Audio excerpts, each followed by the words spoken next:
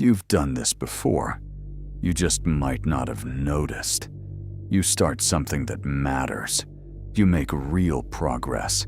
Things are finally working. And then, right when you're close, you blow it up. The discipline that carried you for 6 weeks vanishes overnight. The relationship that was going well, you suddenly find a reason to ruin. The project, sitting at 90%, you abandon for no reason you can explain. Every time you get near the thing you say you want, something in you pulls the plug. And afterward, you call yourself lazy, weak, undisciplined, broken. You're none of those things. What you're dealing with isn't a lack of willpower. It's a part of you actively working against you, and it thinks it's helping. Tonight, we find out who that part is, why it wants you to fail, and how to finally stop losing to yourself. The first step is seeing the pattern clearly, because self-sabotage disguises itself. It almost never feels like sabotage in the moment. It feels like a reason. You're not quitting the gym. You're listening to your body. You're not avoiding the work. You're waiting until you feel ready. You're not pushing her away. She did something that annoyed you. The saboteur is smart. It never shows up as, destroy this. It shows up as a believable excuse. But watch the timing, because the timing gives it away. It doesn't strike when things are hard. You can grind through hard. It strikes right when things start to go well. Right after the compliment. Right after the breakthrough. Right after the first real sign that this might actually work. That's the tell. Sabotage shows up at the finish line, not the starting line. Think about your own life for a second. The thing you almost finished. The habit that almost stuck. Notice where it fell apart. It probably wasn't at the beginning, when it was hardest.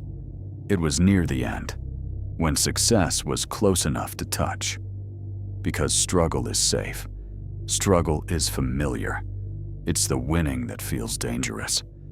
And to understand why, you have to understand what that part of you is actually trying to do. Here's the reframe that changes everything. The part of you that sabotages isn't trying to ruin you. It's trying to protect you. It sounds insane until you understand how the oldest part of your brain works. That part has one job: keep you alive. And to it, alive means the same thing as familiar. Whatever you've survived so far, it trusts. Even if what you've survived is failure. Even if it's staying small. The known is safe, by definition. You're still here, so it worked. The unknown is a threat, by definition. It can't guarantee you'll survive it. And success? Success is the unknown, becoming someone new, someone bigger, someone who wins. That's uncharted territory. So when you get close to it, the survival part sounds the alarm. It doesn't see a dream coming true. It sees you leaving the safe, known cage, and it panics. And it has 100 ways to pull you back inside. It floods you with doubt. It kills your motivation. It whispers that you don't really want this anyway. It manufactures a distraction, a fight, an injury, an excuse. Anything to return you to the familiar. From the outside, it looks like you failed. From the inside, a part of you succeeded at keeping you exactly where you've always been. This is why willpower alone never fixes it. You're not fighting laziness. You're fighting a survival instinct that believes your success will get you killed. And you cannot out-discipline something that thinks it's saving your life. So let's get specific. What exactly is that part of you so afraid of? Because success is scary, sounds ridiculous, until you look at what success actually costs. The first threat is expectation. The moment you succeed once, you have to do it again. Failure is a place you can rest. Success is a standard you now have to maintain. Part of you would rather never rise than rise and have to hold it. The second threat is visibility. When you're small, no one is watching. It's safe down here. Win, and people see you. And anyone who can be seen can be judged, envied, and torn down. Staying invisible has kept you out of the crosshairs your whole life. The third threat is the death of an identity. If you've always been the one who struggles, the underdog, the almost, that isn't just your situation. It's who you are. Succeeding would kill that person. And some part of you doesn't know who you'd be without them. The struggle has become home. Winning means never going home again.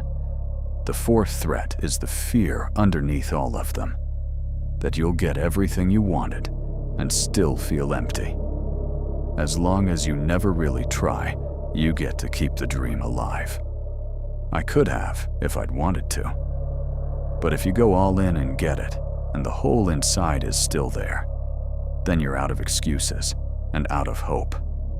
So the saboteur protects the dream by making sure you never test it. And there's one more. Success can cost you your people. Rise too far, and you outgrow the ones who only knew the smaller you.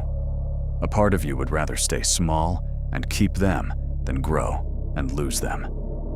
None of these fears are stupid. Every one of them is real. The saboteur isn't crazy. It's just willing to trade your entire future to avoid all of them. Now, where does this part of you actually come from?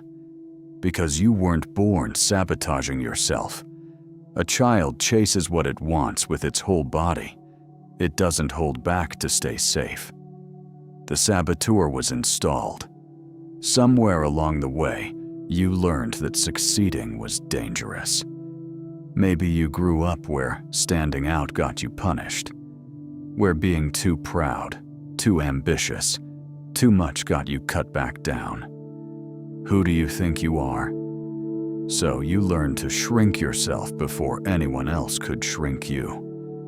Maybe you had a parent who competed with you instead of for you, who couldn't stand to watch you rise above them. So winning started to feel like a betrayal, like something you'd be punished for wanting. Or maybe it's simpler and sadder than that.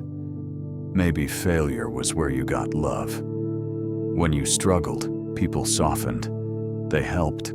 They paid attention. And when you did well, they went quiet or moved on. So a part of you learned that falling apart is how you get held. And underneath all of it sits the deepest wound, the belief about what you deserve. Somewhere you were taught you're not the kind of person good things happen to, that people like you don't win, that it isn't for you. And that belief becomes a ceiling. Whenever your life rises above the level you secretly believe you deserve, the saboteur drags it back down to match. It isn't trying to hurt you. It's making reality agree with your self-image. You will not out-earn, out-train, or outwork a self-image that says you don't deserve more. So how do you beat it? You don't. That's the first thing to understand. You can't defeat a part of yourself. Every war you wage on yourself, you also lose. The goal isn't to kill the saboteur. It's to make it unnecessary. It starts with catching it in the act. The next time your motivation dies right as things get good, pause. Ask one question. Did this desire really disappear? Or did I just get close to something? Naming it strips its power. This isn't laziness. This is the part of me that's afraid of winning. The moment you see the pattern as a pattern, it stops being the truth and becomes just a habit. Next, you stop treating that part as an enemy and start treating it as a frightened thing trying to protect you. You don't scream at it. You reassure it. I know you're scared. I know this is unfamiliar. We're safe. We can keep going. It sounds strange, but calm beats force here, because force just confirms there's something to fear. Then you make success familiar in doses too small to trigger the alarm. You don't leap from invisible to exposed. You let yourself win a little and sit with it until winning stops feeling dangerous. You let the new identity settle in quietly, one kept promise at a time. And most of all, you rewrite the ceiling, the belief about what you deserve.